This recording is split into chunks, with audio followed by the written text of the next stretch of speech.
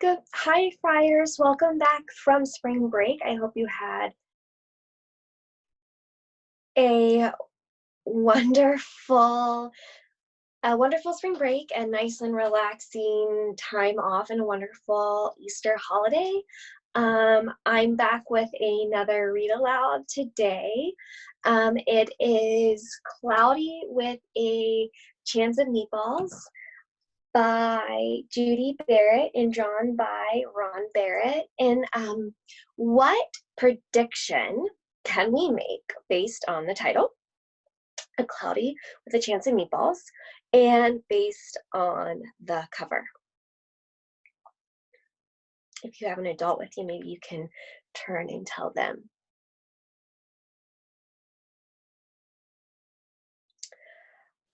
I think maybe It Only Rains Meatballs. That could be it. Also, judging from this book, if you've never read it before, do you think this book is fiction or nonfiction?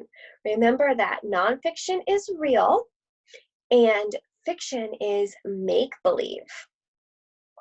So let's go ahead and find out what Cloudy with a Chance of Meatballs is all about. I'm going to turn it on this side.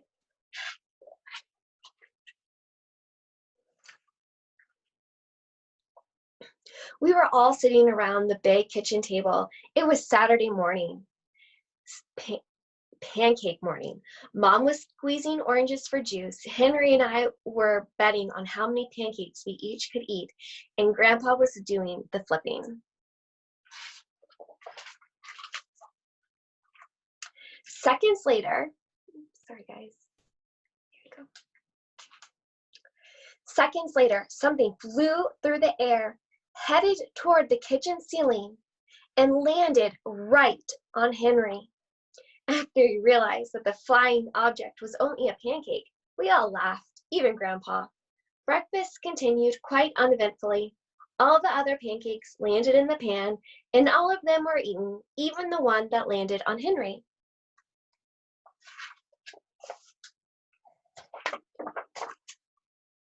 That night, touched off by the pancake incident at breakfast, Grandpa told us the best tall-tale bedtime story he'd ever told.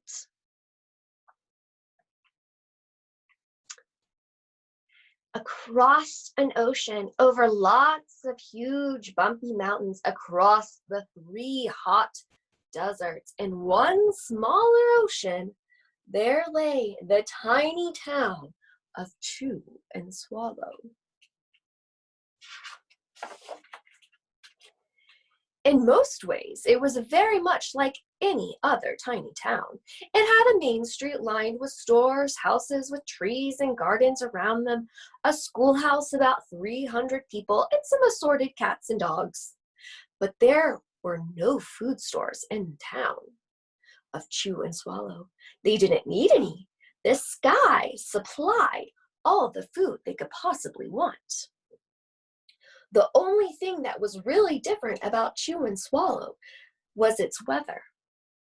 It came 3 times a day, at breakfast, lunch, and dinner.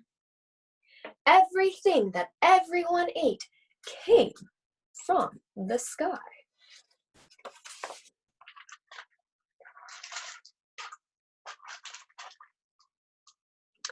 Whatever the weather served, that was what they ate. But it never rained rain, it never snowed snow, and it never blew just wind. It rained things like soup and juice. It snowed mashed potatoes and green beans, and sometimes the wind blew in the storms of hamburgers.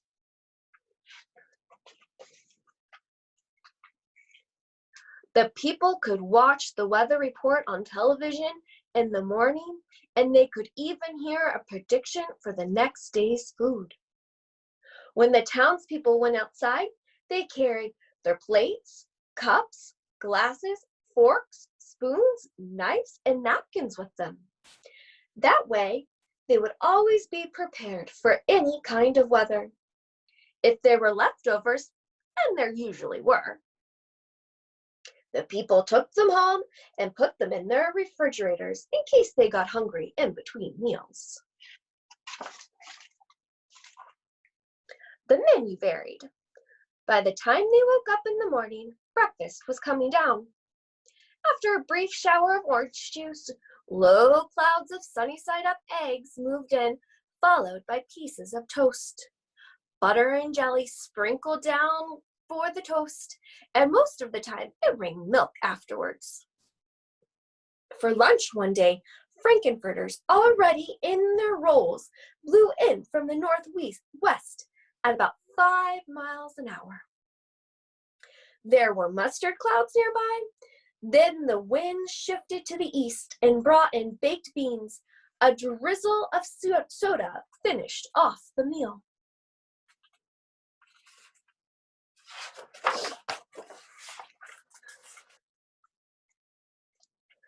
Dinner one night consisted of lamb chops, becoming heavy at times with occasional ketchup. Periods of peas and baked potatoes were followed by gradual clearing with a wonderful jello setting in the west. The sanitation department of Chew and Swallow had a really unusual job for a sanitation department. It had to remove the food that fell on the houses and sidewalks and lawns. The workers cleaned things up after every meal and fed all the dogs and cats. Then they emptied some of it into the surrounding oceans for fish and turtles and whales to eat. The rest of the food was put back into the earth so that the soil would be richer for people's flower gardens.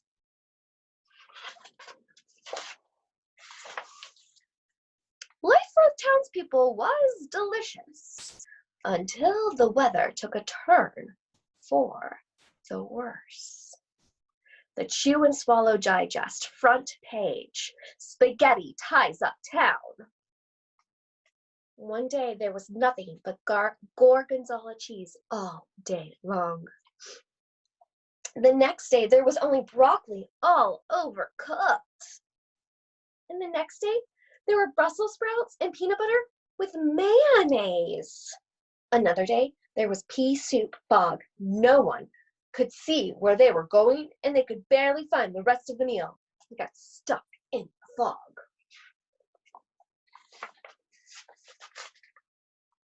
The food was getting larger and larger, and so were the portions.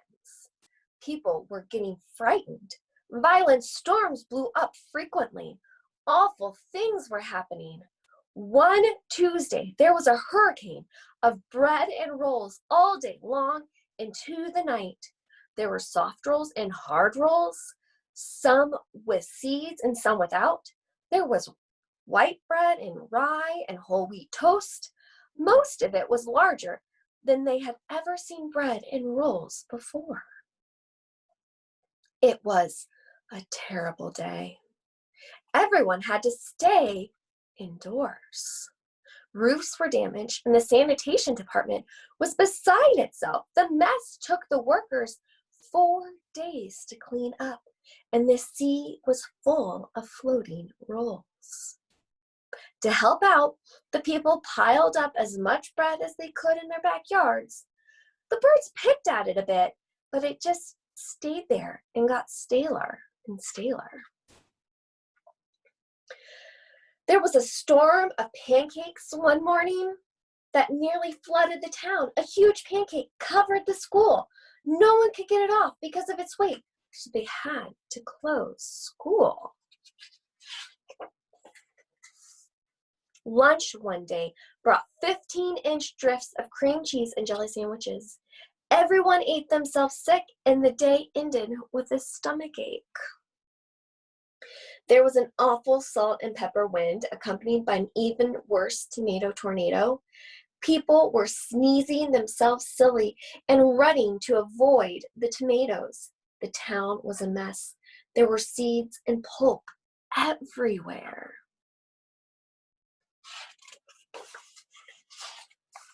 The sanitation department gave up. This job was too big. They couldn't go out. Everyone feared for their lives. They couldn't go outside most of the time. Many houses had been badly damaged by giant meatballs. Stores were boarded up, and there was no more school for the children. So a decision was made to abandon the town of Chew and Swallow. It was a matter of survival. The people glued together the giant pieces of stale bread sandwich style with peanut butter, took the absolute necessities with them, and set sail on their rafts for a new land.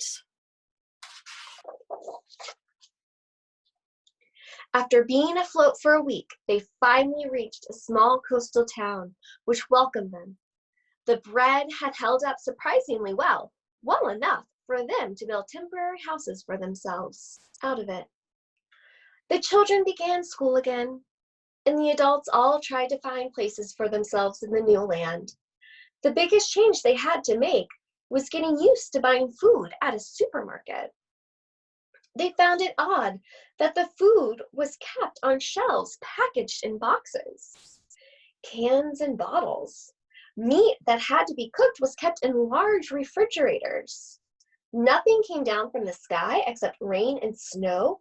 The clouds above their heads were not made of fried eggs.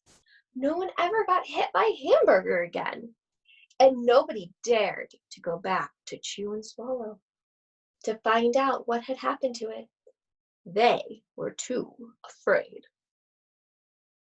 Henry and I were awake until the very end of Grandpa's story. I remember his goodnight kiss.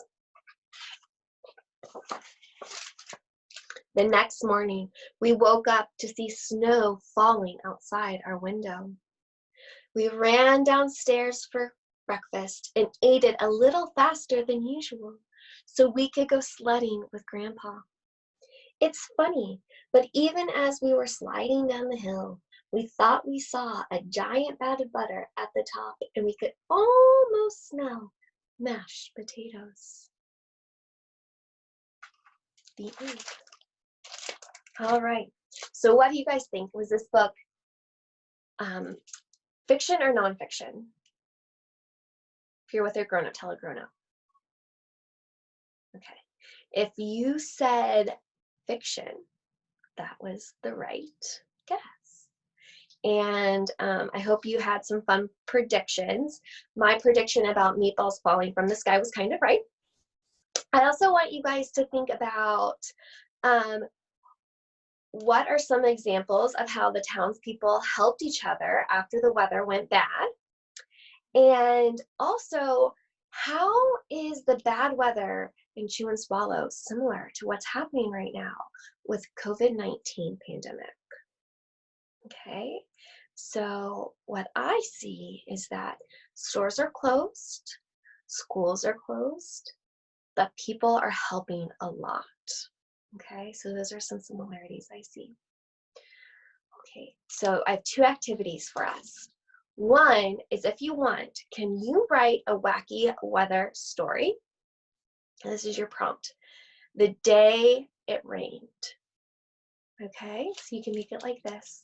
Maybe think about how we affect the weather. Can you think about how humans affect the weather?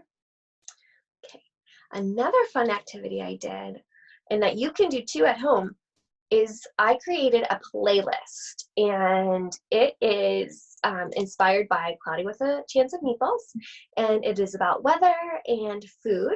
So if you want to create a playlist for this book or for another book this week, grab a pencil and paper and write down the songs, and then you can find them on Google using YouTube or Spotify or your favorite song maker. So that's it for our Read Aloud this week. It was so good to be back in this corner of the internet with you all to read, and I hope you have a fantastic day. All right, take care, Friars.